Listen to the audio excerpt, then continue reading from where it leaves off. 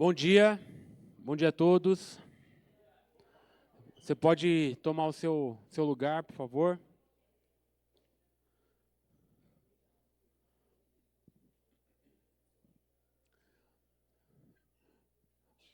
Nós estamos chegando ao final dessa série sobre soberania de Deus e a responsabilidade humana. E nós estamos na segunda sessão dessa temática sobre a soberania de Deus e a sua vontade. E na semana passada, a gente já trabalhou uma primeira parte dessa temática. Mas antes da gente dar início mesmo, eu queria que aí nós orássemos. Vamos falar com o nosso Deus. Pai, nós te agradecemos porque nessa manhã as tuas misericórdias foram renovadas. Obrigado porque a gente pode se levantar no novo dia, gratos porque o Senhor tem cuidado de nós, tem nos dado muito mais daquilo que merecíamos. E eu peço que os nossos olhos estejam voltados para Ti, com gratidão, com o coração alegre, não diante das circunstâncias, não diante das situações específicas do dia a dia, mas firmados em quem o Senhor é, em quem nós somos no Senhor. E eu peço que, durante esse tempo aqui, nós possamos entender mais do Senhor. Talvez não ter as respostas que gostaríamos, mas entender que a gente necessita descansar no Senhor. Que a gente necessita descansar na Tua soberania, descansar nas Tuas ordenanças para nós, sabendo que o Senhor sabe o que é melhor para nós. E eu peço que o Senhor trabalhe no nosso coração, porque realmente às vezes é difícil a gente lidar com aquilo que cabe só ao Senhor e não cabe a gente. Mas eu peço que o Senhor nos ajude a humildemente abrirmos nossos corações e nossas mentes para que o Senhor fale conosco e que nós possamos aplicar aquilo que temos aprendido da Tua parte, Pai.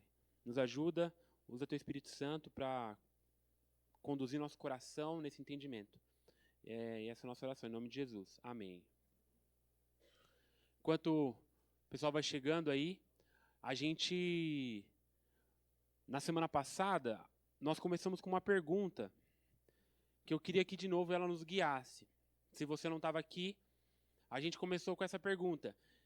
Diante da vontade de Deus, nós nos sentimos à vontade? E talvez na semana passada nós iniciamos um pouco dessa discussão sobre se é possível a gente se sentir à vontade diante da vontade de Deus. E certamente a gente vai, por vezes, entender que não. Entender que não é tão simples assim. Olhar para a vontade de Deus, aquilo que acontece nas nossas vidas, e ficar tranquilo, ficar sereno, ficar calmo. E nem sempre dá para a gente cantar, né? Calmo, sereno e tranquilo. Sinto descanso, né?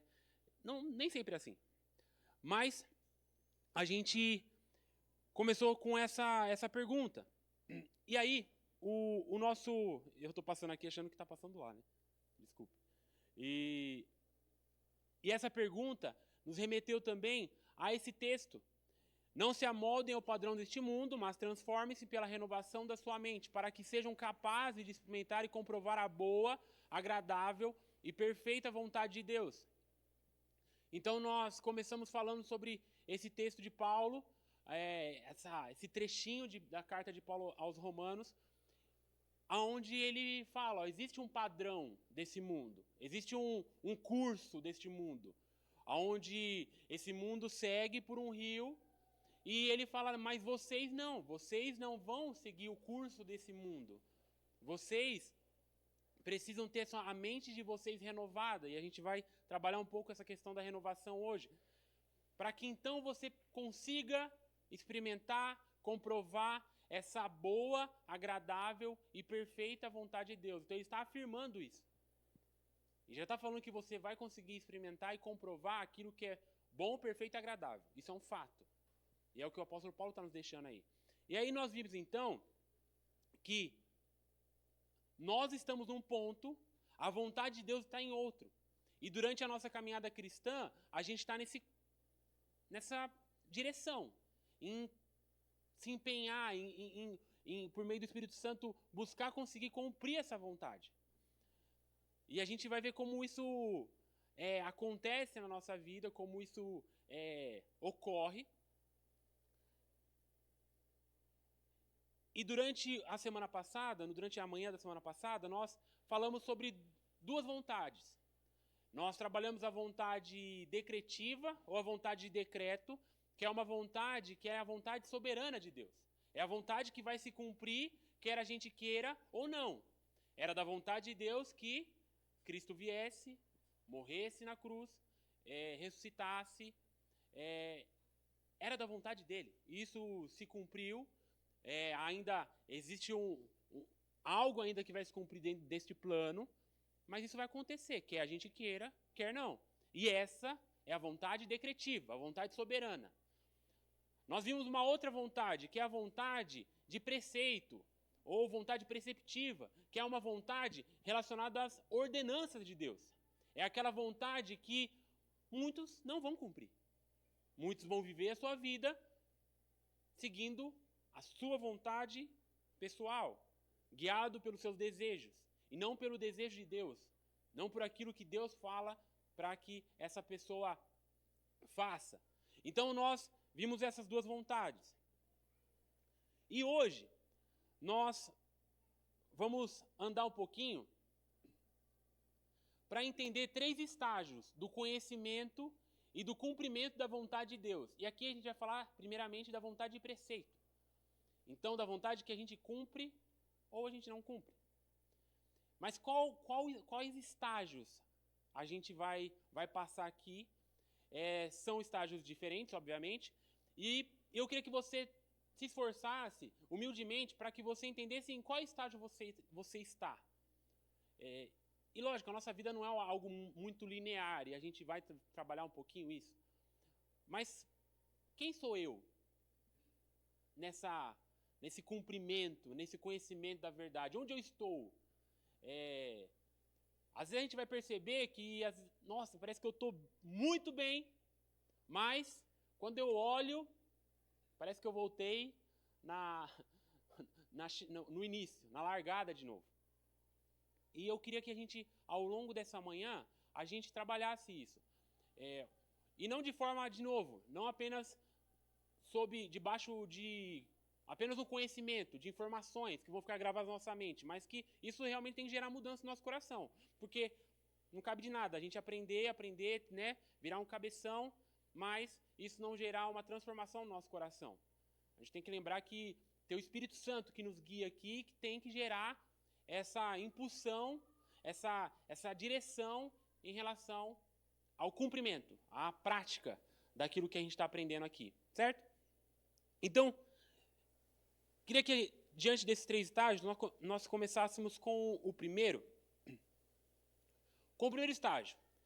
E é um primeiro estágio que ele é o mais básico, que está relacionado ao reconhecimento da autoridade bíblica na sua vida. E um texto que é conhecido por todos nós. Toda a Escritura é inspirada por Deus e útil para o ensino, para a repreensão, para a correção e para a instrução na justiça, para que o homem de Deus seja apto e plenamente preparado para toda boa obra. Ou seja, a palavra de Deus, ela é a autoridade básica para que você consiga cumprir a vontade de Deus. Ela é a autoridade básica para que você consiga cumprir as ordenanças de Deus. Então, o primeiro estágio aqui envolve esse reconhecimento. E Paulo deixa claro ali para Timóteo que toda a Escritura, toda a Bíblia, tudo aquilo que a gente tem nas nossas mãos aí, é útil para o ensino, para a repreensão, para corrigir, para instruir na justiça. E ele fala também que isso vai nos ajudar a estar preparados para toda boa obra. Mas, para esse reconhecimento da autoridade bíblica em sua vida, a gente precisa uma mente renovada para reconhecer essa autoridade.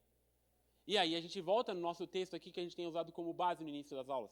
Não se amoldem ao padrão deste mundo, mas transformem-se pela renovação da sua mente.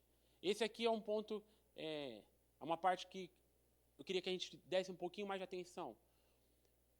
A ordem é essa mesmo. Eu preciso reconhecer a autoridade bíblica, mas é impossível alguém que não teve uma mente renovada, alguém que não nasceu de novo, conseguir reconhecer a autoridade bíblica, conseguir reconhecer a verdade do Evangelho, a verdade das Escrituras. Se você for em muitas instituições acadêmicas, você vai ter muito teólogo aí que conhece muito da Bíblia, estudioso, mas que não tem temor do Senhor, que não tem uma mente renovada, que ele faz a sua interpretação das Escrituras apenas como algo, mais um elemento científico, apenas como um outro livro, dentre tantos, que talvez ele conhece toda a história do povo de Israel, talvez ele conhece toda a história dos povos antigos, ele conhece todo o aparato ali do Jesus histórico, tudo aquilo que aconteceu no primeiro século do Império Romano, mas aquele texto ali, para ele, não tem vida. E como é importante para a gente entender que para a gente conseguir olhar para a nossa Bíblia e isso fazer sentido para nós, a gente precisa do Espírito Santo. Só que a gente precisa ter sido renovado. E eu queria que a gente olhasse para uma palavrinha que está nesse texto e que está ligado a essa, digamos que essa pintura que Deus deixou na criação, que nos mostra muito bem o que é metamorfose. Essa mudança de forma mesmo. Onde eu e você éramos como essa lagarta aí, e eu gosto de imaginar como Deus ele deixa algumas pistas para a gente na criação, para que a gente possa olhar para isso e olhar para nós e olhar para o Evangelho. Porque é curioso como uma lagarta ela é tão feinha, né? Não é um bichinho tão bonito. Mas quando a gente vê uma borboleta passando na sala da nossa casa, a gente fica encantado. E se você não fica, comece a contemplar mais, porque a gente precisa ficar encantado com aquilo que Deus criou e Ele nos mostra na sua natureza. E a mudança de um elemento que não faz sentido nenhum, tem esse aspecto meio pegajoso, esse aspecto meio... a gente fica meio com asco, para aquilo que ele está ali, já na sua plena forma, de maneira tão linda, tão perfeita, ainda que a gente sabe que essa borboleta também foi atingida pelo pecado, pela queda, mas o transforme-se pela renovação da sua mente está ligado a uma mudança da sua forma. Então, se nós não mudamos a nossa forma, se nós vivemos debaixo da nossa forma antiga, é impossível eu conseguir cumprir uma vontade perfeita. Uma vontade que ela precisa de um entendimento novo. Ela precisa de uma mente modificada. Porque senão, nós não conseguimos. Eu e você, a gente pode tentar as nossas ações, a gente pode tentar parecer esteticamente mais alinhado àquilo que Deus diz, mas se não tiver uma mudança de forma, uma mudança da essência, não adianta. Você pode tentar, com toda a força do seu braço, mas aquilo que Paulo está falando, que precisa acontecer, que é essa metamorfose, se isso não acontecer, esse primeiro estágio, ele não vai ser cumprido. Esse estágio básico. Então, eu acredito que aqui no salão, todos vocês já passaram por esse estágio. Às vezes parece que a gente volta, né? Parece que a gente volta lá no início, né? Mas, a partir do momento que você um dia entregou sua vida para Jesus, você declarou que Ele é o Senhor, Salvador da sua vida, esse processo aqui, ele aconteceu. Só que, esse é o primeiro estágio, certo? E a gente vai ver como os estágios seguintes vão nos colocar outras responsabilidades. A gente chega no segundo estágio. E aqui vai ficando um pouquinho mais complicado. Por quê? Esse estágio,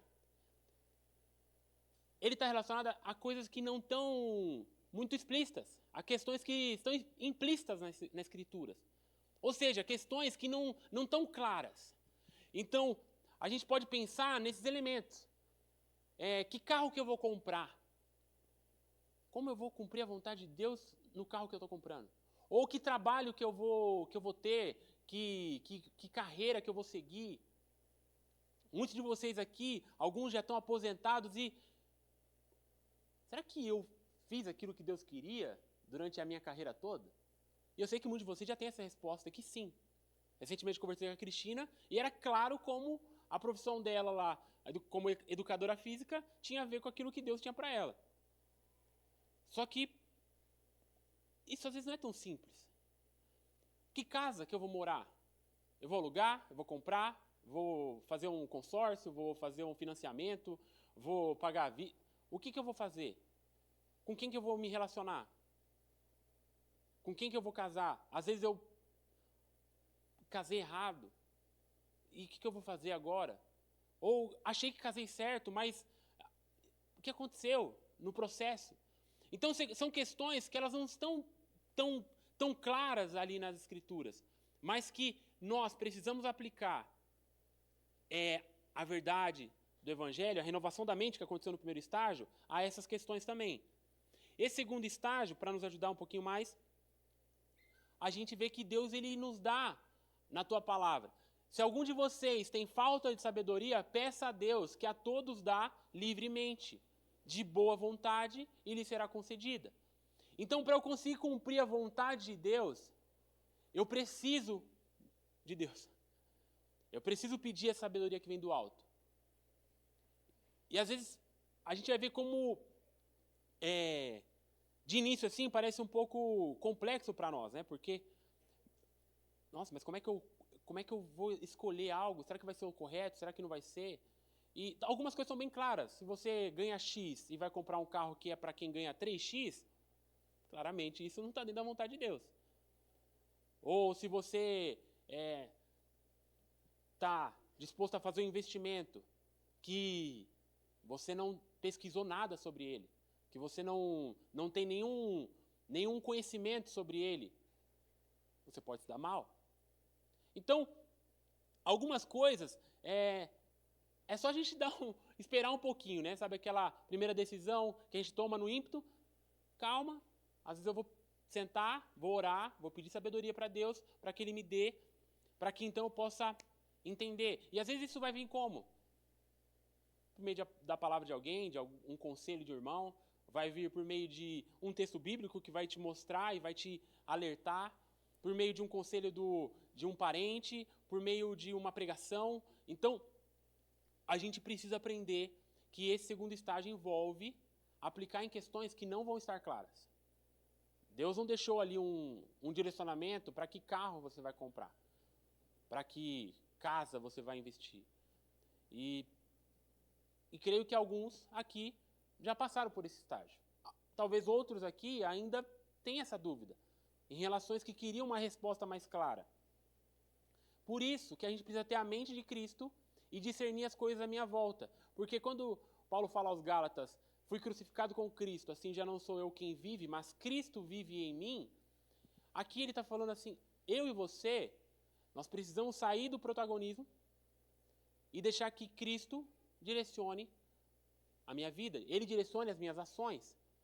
Porque o texto continua que fala que a vida então que eu vivo pela fé no Filho de Deus. E Ele me amou tanto que Ele se entregou por mim. Ou seja, deixar que Cristo tome a minha mente é descansar naquele que já cuidou do mais difícil que havia na minha condição. Que era o quê? A minha separação eterna. Então, se Cristo resolveu a separação eterna que havia entre nós e Deus, quanto mais estar comigo numa compra difícil, ou num investimento difícil, ou numa escolha do que eu vou fazer em termos de relacionamento.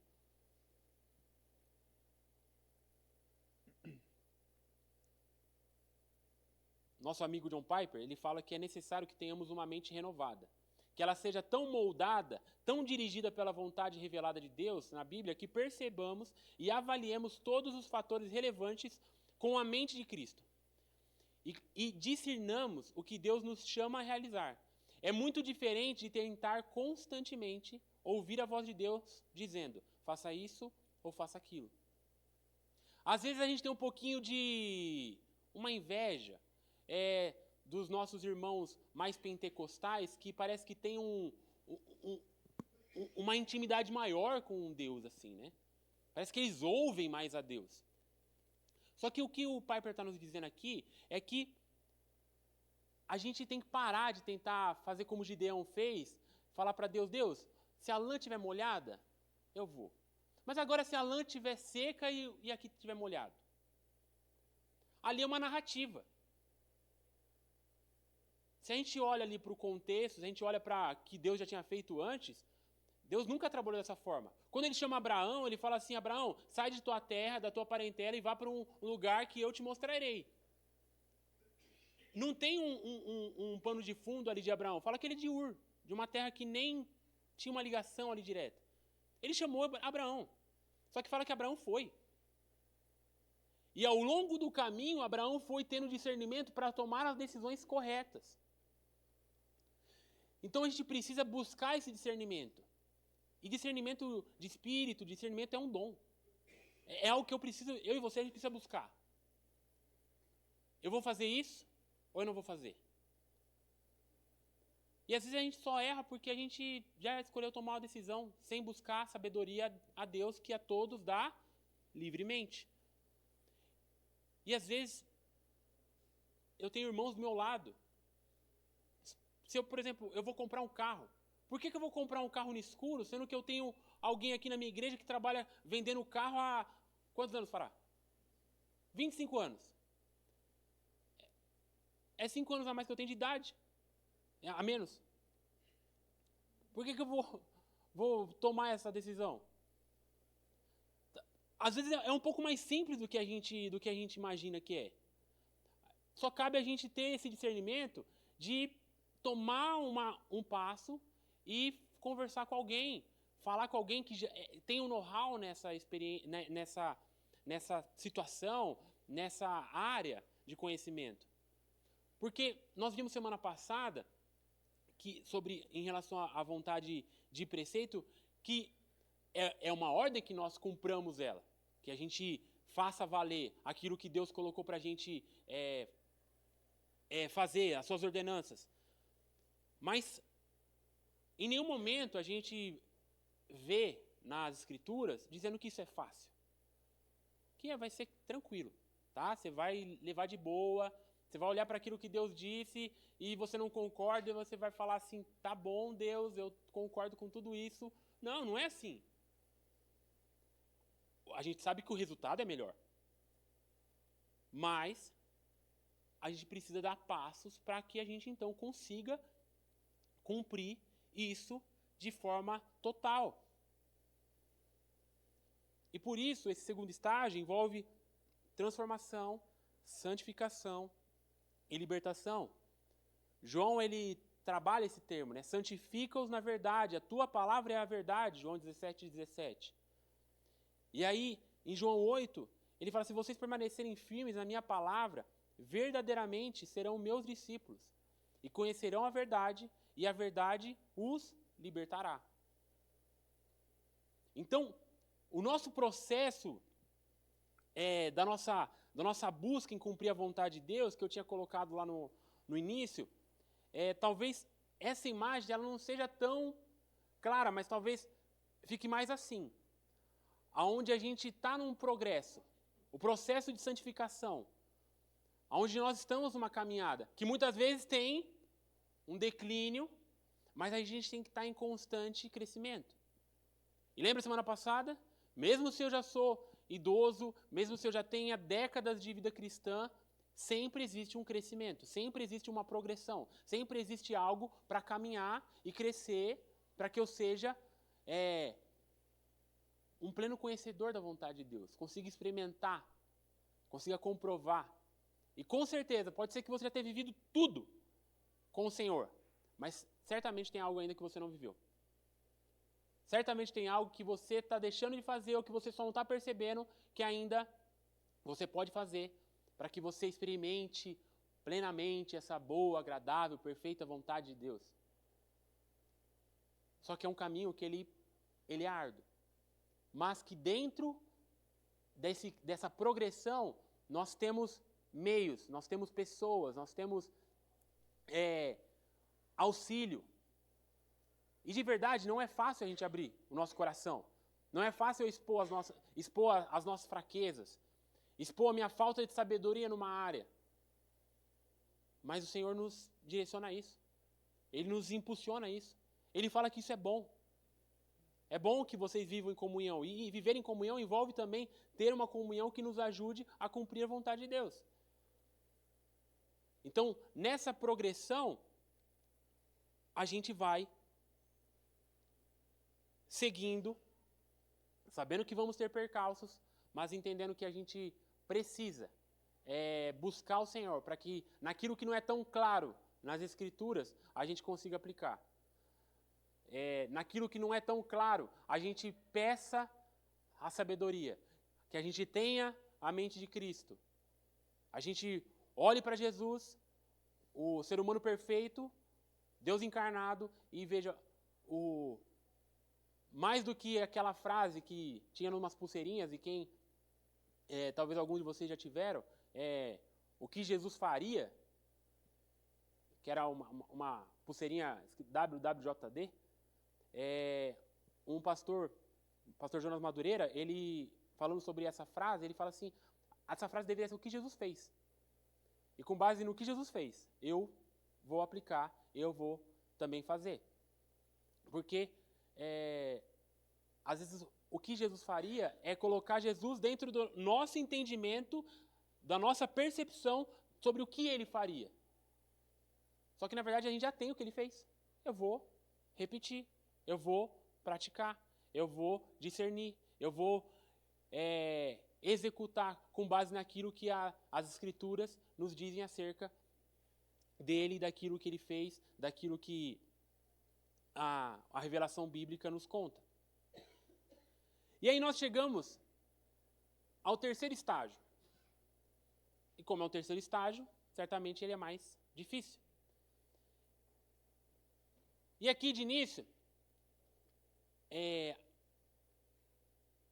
está relacionado a nós aplicarmos nas nossas ações que são involuntárias.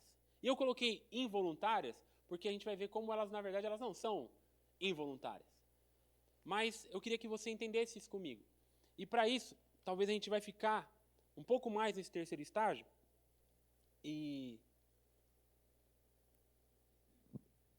Porque o que são as nossas ações involuntárias?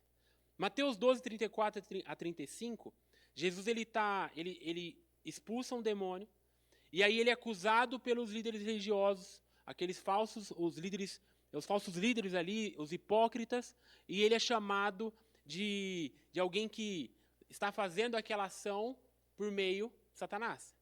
E aí Jesus ele responde essa ação dele, e aí ele chega no final ali dessa fala dele e fala assim, raça de víboras, como podem vocês que são maus dizer coisas boas? Pois a boca fala do que está cheio o coração. O homem bom do seu bom tesouro tira coisas boas, e o homem mau do seu mau tesouro tira coisas más. A gente sabe, quando a gente olha o relato dos evangelhos, que os fariseus eles eram conhecidos pelas suas palavras bonitas, por suas belas palavras bem calculadas e bem planejadas, ditas ali em cima dos pequenos púlpitos, pelas esquinas e pelas ruas ali de Jerusalém, porque eles gostavam de falar. Eles gostavam de orar bonito. Só que Jesus ele faz essa pergunta e chama eles de víboras. Como podem vocês, que são maus, dizer coisas boas? E lembra, tem um pano de fundo aqui. Então, aqueles homens sabem o que Jesus está revelando, está mostrando ali. Só que aí ele fala que a boca fala do que está cheio o coração. O homem bom do seu bom tesouro tira coisas boas. O homem mau do seu mau tesouro tira coisas más. As nossas ações involuntárias são aquelas que elas vão sair porque o nosso coração está mal em alguma área. E para ficar um pouco mais claro, quando eu estava estudando, eu lembrei da minha adolescência, quando eu era metido a jogador e tive esse sonho, né? E agora a gente está lá na ADA, lá, né? Acabou que Deus levou para uma outra área dentro do futebol. Né? Essa defesa aí, ela aconteceu em 2017, esse goleiro chama Marcelo Groi. E ele fez a defesa do ano em 2017.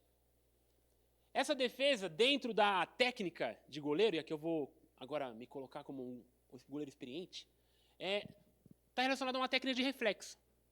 Ou seja, é quando alguém faz uma ação e você já tem que responder de imediato.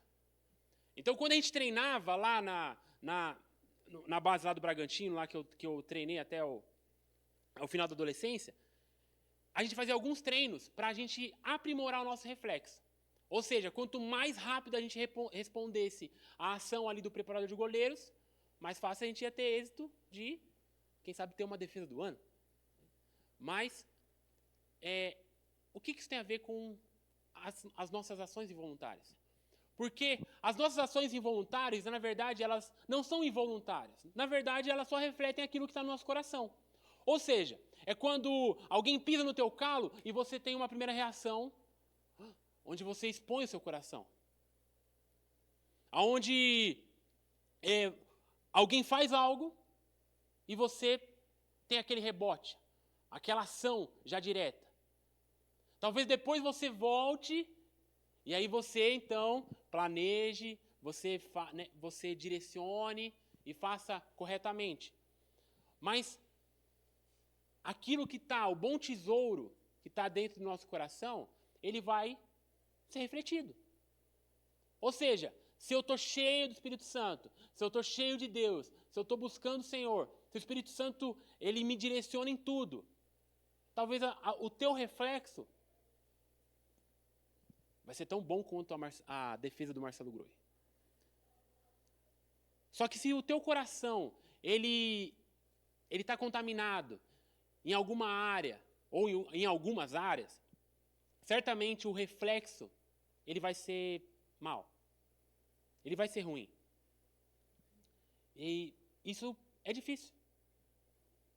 Porque é penoso. É complicado. E quando a gente olha para esse estágio, parece que é o estágio mais difícil.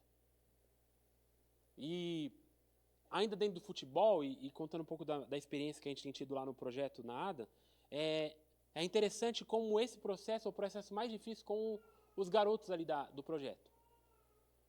Porque eu não tenho como controlar o que o menino vai fazer quando chegar um garoto mal intencionado e der uma entrada violenta por trás. Ou quando o juiz tomar uma decisão errada e claramente fora daquilo que é o correto. Só que eu queria usar isso como um testemunho também, e não... É um testemunho de como o Espírito Santo, se a gente permite que ele seja trabalhado, se a gente busca a ele, se a gente se devota ali em colocar o Senhor agindo, vai acontecer. As coisas vão ser, os resultados vão aparecer.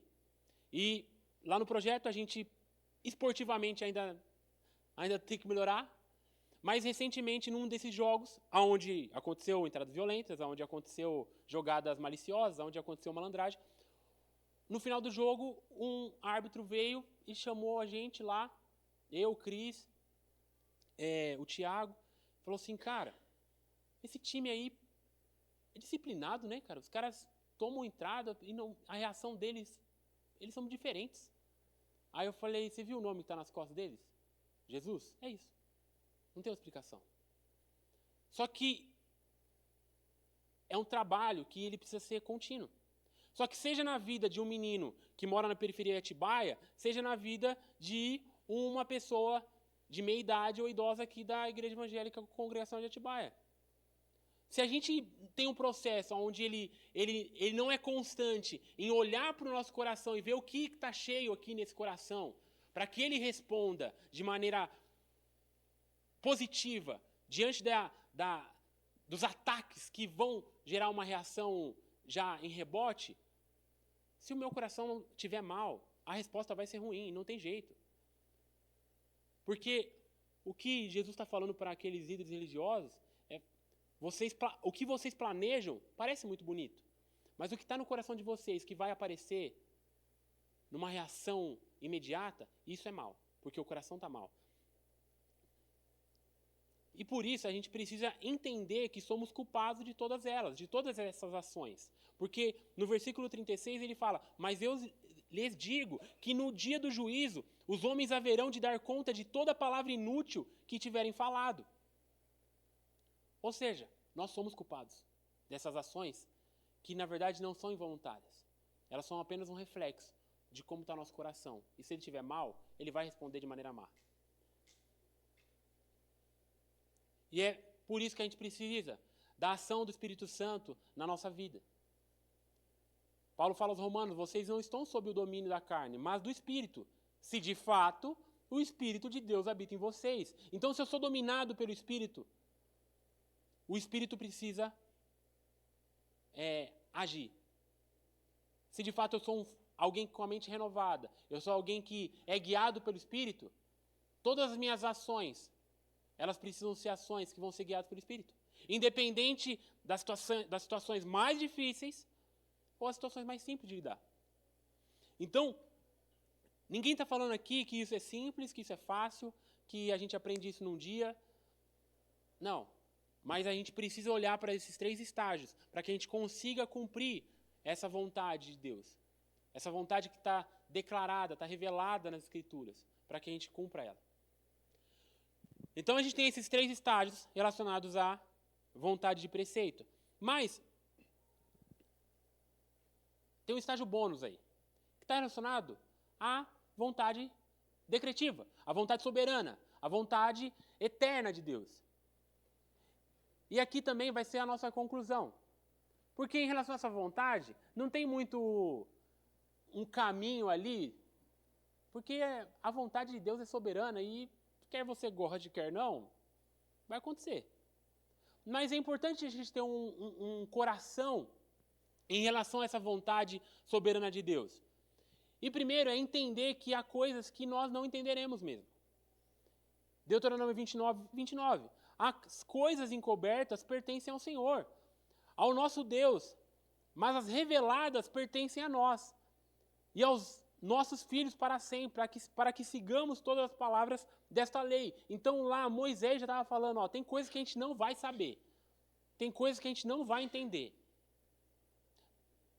E será que tinha aquele chatão ali que chegou para Moisés e falou: Moisés, mas como é que ele levantou essa cortina de água aqui, ó? Mas como ele fez? Não, Moisés, me explica quimicamente, biologicamente. É que eu queria saber. Não, isso aí pertence a Deus, como ele fez. Ele levantou e só passe. Porque aquilo que está revelado, aí sim, aí pertence a nós. E a gente viu o que a gente tem que fazer nos primeiros 3 estágios.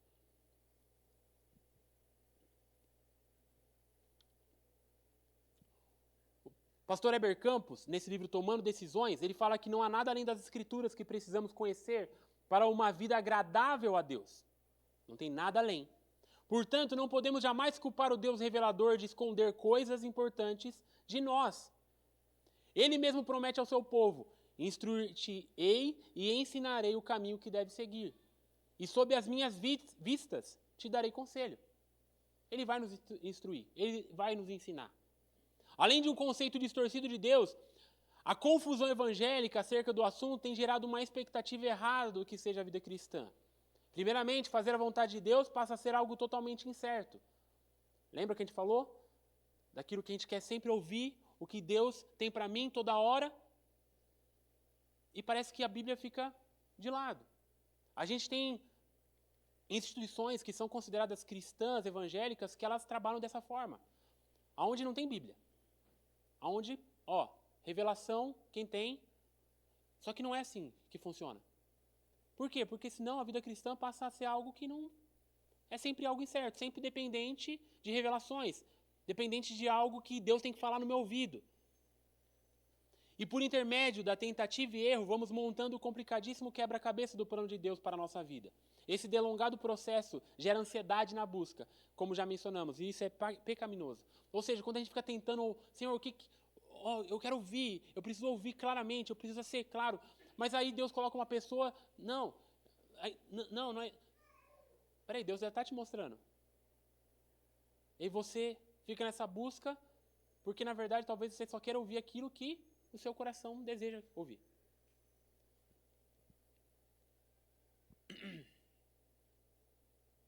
Eu não vou entrar nesse capítulo, mas a pergunta está lá, onde você estava, Jó?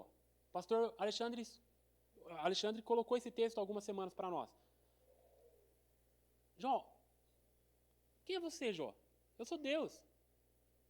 Onde você estava quando eu fiz o monstro marinho? Então, a gente tem que talvez dar 2, 3 passos para trás e descansar, ser humilde, para reconhecer que Deus está no controle de todas as coisas. E por isso a gente precisa viver por fé, não por aquilo que vemos. Viva por fé e não por aquilo que vê. Hebreus 11:1. Ora, a fé é a certeza daquilo que esperamos e a prova das coisas que não vemos. Aí você tem uma apresentação de vários homens de Deus que não são heróis da fé, eles são exemplos de fé. Homens tão pequenos e tão cheios de defeitos quanto eu e você, mas que escolheram viver por fé. E no final ele fala, todos estes receberam um bom testemunho por meio da fé. No entanto, nenhum deles recebeu o que havia sido prometido. E ele está falando do exemplo de fé do Antigo Testamento. Só que eu e você, nós temos a revelação completa. Eles viam aquilo que era sombra. Eles viam a promessa que estava por vir. Mas eles não viram a realização dessa promessa. Eu e você, nós temos acesso a isso.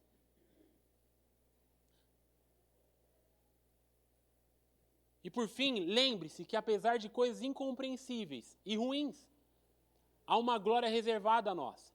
Pois nossos sofrimentos leves e momentâneos estão produzindo para nós uma glória eterna, que pesa mais do que todos eles. Assim, fixamos os olhos não naquilo que se vê, mas no que não se vê. Pois o que se vê é transitório, mas o que não se vê é eterno. Talvez para nós é difícil ver uma situação que está acontecendo agora, que talvez você escolheu errado, mas agora você parece que está sofrendo as consequências no nível catastrófico. Porque você tomou uma decisão errada, mas a coisa parece que tomou uma proporção gigantesca. Ou às vezes você não fez nada. E simplesmente aconteceu. Seja uma acusação falsa, seja uma crítica, seja uma doença. E eu queria terminar colocando uma canção. E aí, ao final da canção, vou pedir para o Zé orar, por favor, Zé, pode ser? E aí, e a gente está dispensado, mas foi uma canção que muito me ajudou ao longo dos processos que eu não entendia de Deus. E aí o Senhor, não sei como eu cheguei nessa música, mas essa música apareceu e estava relacionada a isso. E desde então, sempre quando às vezes eu dou uma vacilada, eu olho para essa canção e ela tem a canção e tem uma ministração no final que tem tudo a ver com aquilo que eu vou falar, e quem está falando ali é muito melhor do que eu. Mas eu queria que você prestasse atenção na letra e que você entendesse que, apesar da vontade de Deus, muitas vezes ser difícil para nós, para que a gente consiga cumprir, é o melhor. Olhe para dentro de si. Que estágio que você está? Você já teve sua mente renovada? Você já tem conseguido aplicar isso nas questões que não são tão claras e você não sabe muito bem o que fazer, mas talvez você está fazendo algo que não é aquilo que Jesus fez? E aquilo que está dentro do seu coração e que está relacionado a essas ações involuntárias, essas ações de reação, como está teu coração? Esse efeito rebote, esse efeito de bateu, levou. você precisa da ação do Espírito Santo. A gente não vai entender algumas coisas, mas a gente foi chamado a viver por fé, não por vista. E apesar de tudo, a gente tem uma glória reservada para nós. Pode colocar, Samuel, por favor. Se quiser apagar.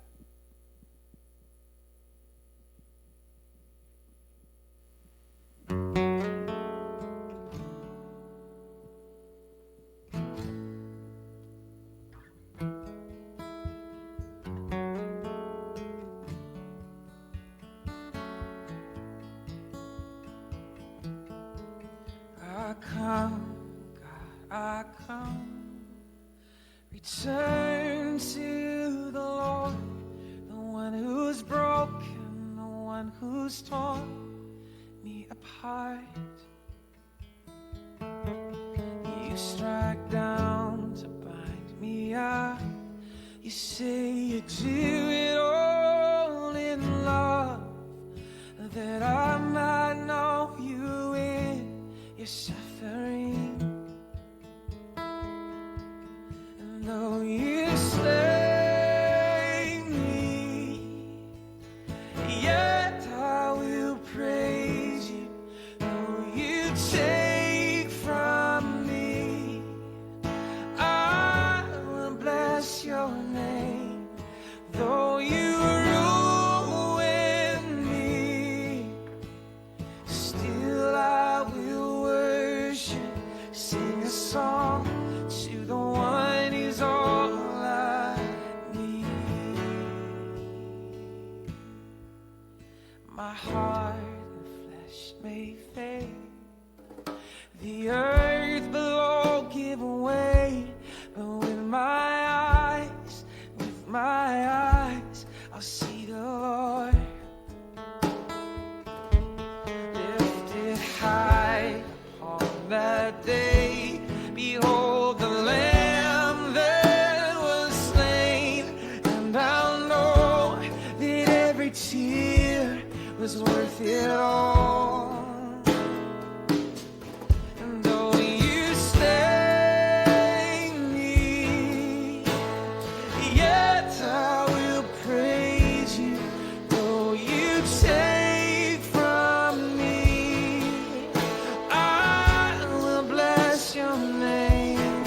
Though you ruin me, still I will worship, sing a song to the one who's all I need.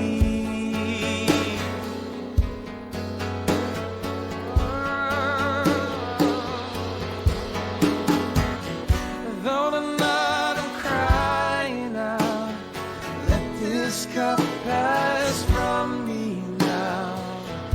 You're still more than I need. You're enough for me. You're enough for me. Oh. Not only is all your affliction momentary, not only is all your affliction light in comparison to eternity and the glory there, but all of it is totally meaningful. Every millisecond of your pain from the fallen nature or fallen man, every millisecond of your misery in the path of obedience is producing a peculiar glory you will get because of that.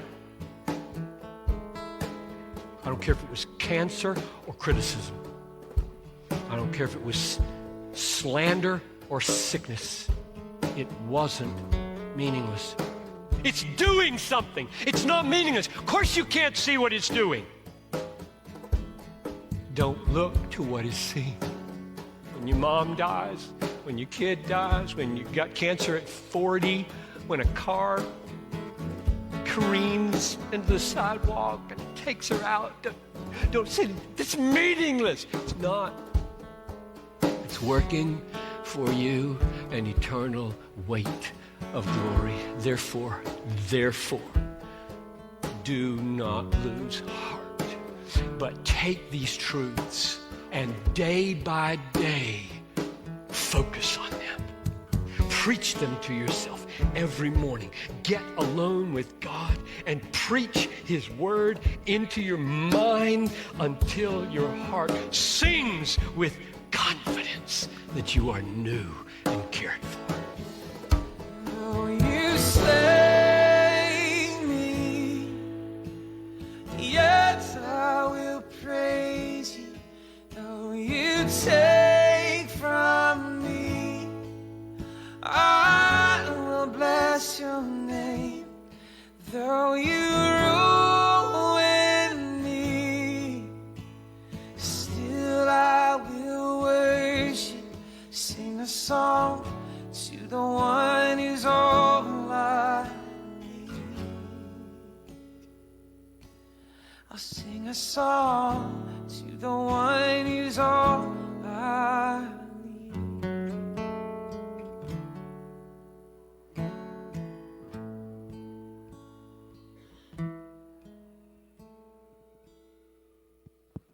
Vamos orar? Pai, humildemente nós chegamos à Tua presença, agradecidos pela revelação da Tua palavra e pela Tua revelação. Nós entendemos, sim, que as coisas encobertas pertencem a Ti, porém as reveladas o Senhor nos deu pela Tua palavra. Nós queremos que o Teu Espírito Santo a aplique nas nossas vidas, para que a gente viva a Tua vontade em nossas vidas. Entendemos e nos rendemos à Tua vontade decretiva, aos Teus propósitos nas nossas vidas. Entendemos e queremos aprender da Tua palavra para a Tua vontade preceptiva, para que vivamos essa vida como novas criaturas, dependendo da ação do Teu Espírito Santo, para que vivamos para a Tua glória.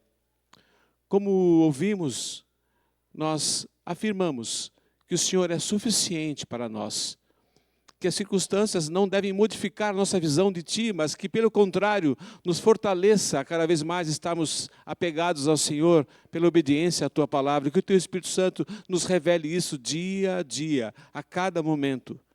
E nós, individualmente, como família, como igreja, queremos dizer obrigado, porque o Senhor nos redimiu através da cruz do Senhor Jesus Cristo, e hoje podemos viver e olhar para Ti, mesmo nas dificuldades, mesmo naquelas situações que nós não entendemos. Nós queremos dizer, Pai, nós Te agradecemos, nós queremos Te amar, nós queremos cumprir a Tua vontade em nossos corações.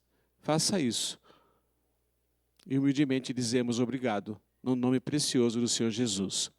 Amém e amém.